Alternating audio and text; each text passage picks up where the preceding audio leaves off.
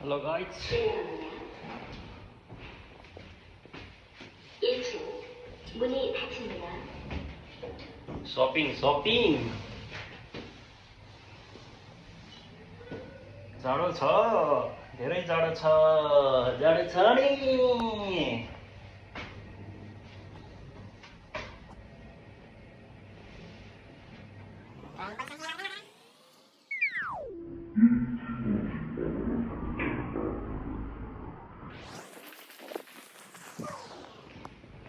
हल्का हिउँ परेको थियो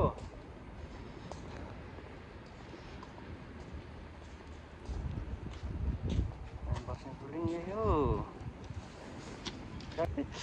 गाह्रो छ सपिङ जान लागेको अब बेलुकाखेरि होइन ड्युटी सकेर यो तामाङ भाइ हो अनि उता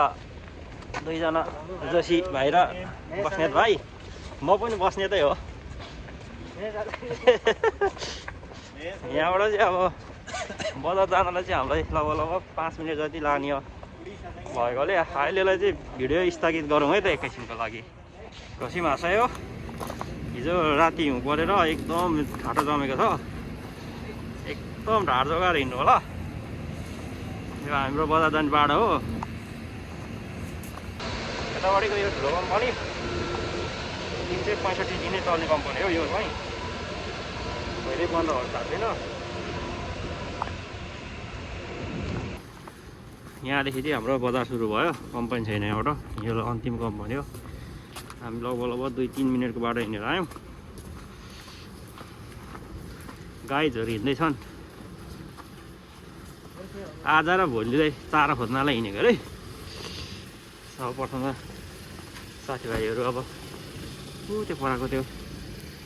दोकानमा यस्तो चिप्लो छ कि यो जुवानियाक नजिकै यहाँनिर एकछिन यहाँ यसो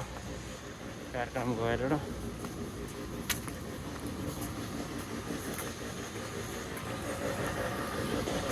भइरहेको छ ज्याम आज पर्छ है यो